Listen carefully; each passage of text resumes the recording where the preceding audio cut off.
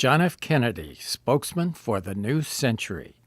Written, produced, and narrated by Joseph A. Bagnall.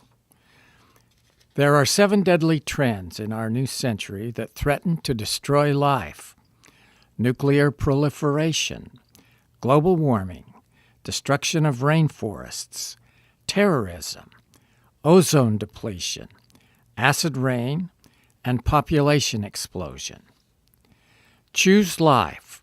Stop the 7 deadly trends now. The lungs of the world are being ripped out.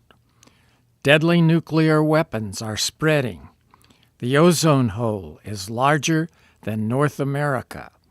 Global warming is destroying man's habitat. Acid rain is destroying forests and lakes.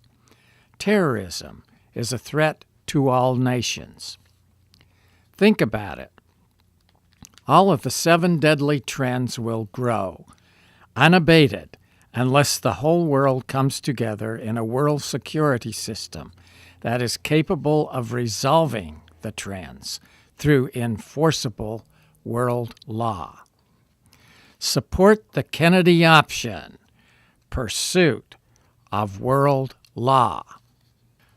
President John F. Kennedy has given us the formula for survival in the 21st century. JFK called for a grand and global alliance and a new world of law. He called for the creation of enforceable international law on Earth and in outer space. Address at the UN, September 25, 1961. He also called for a world where the use of force is subordinated to the rule of law.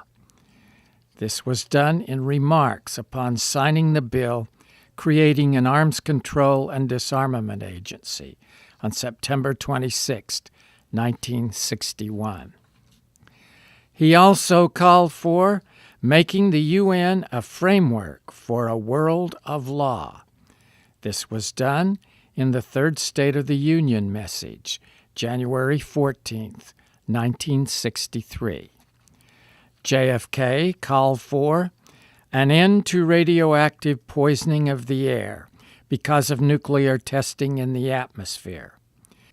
He celebrated his achievement of a worldwide ban on testing in the atmosphere, remarking that the Nuclear Test Ban Treaty was an important milestone on the road to the development of world law.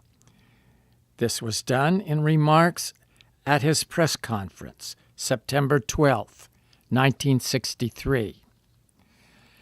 JFK called for a world made safe for diversity.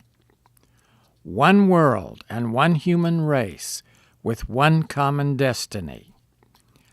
A world center for health communications. A global system of satellites. A worldwide program of conservation to protect the forests, the wildlife, and to prevent the contamination of air and water.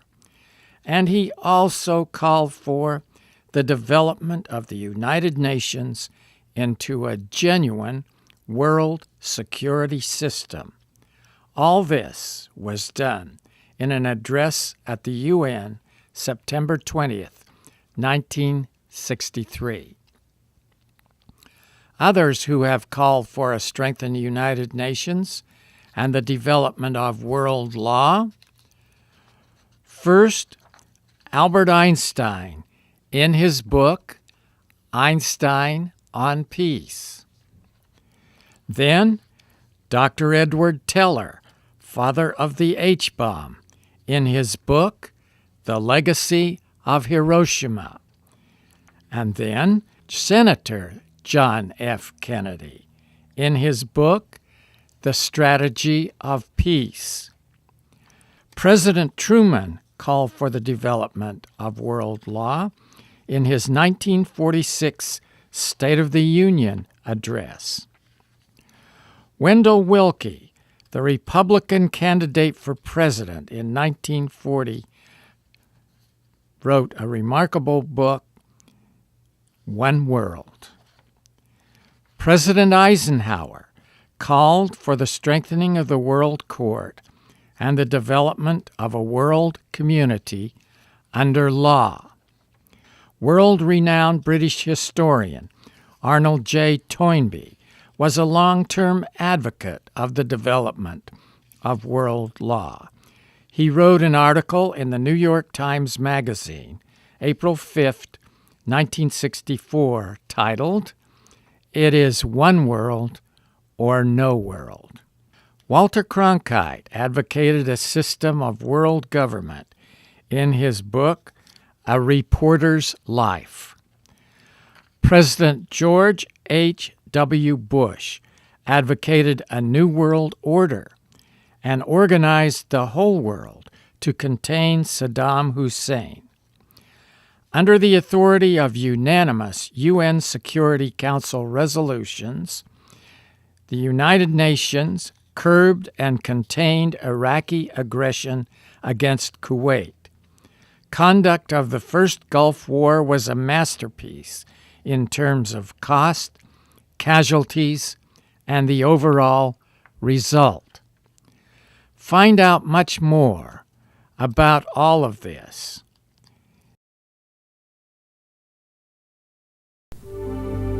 Together we shall save our Together we shall save our planet. planet. Or together we shall perish. Together we shall perish in its flames. A grand and global alliance To a genuine world security system. A worldwide program of conservation could protect the forest and prevent the contamination of air and water by industrial as well as nuclear pollution.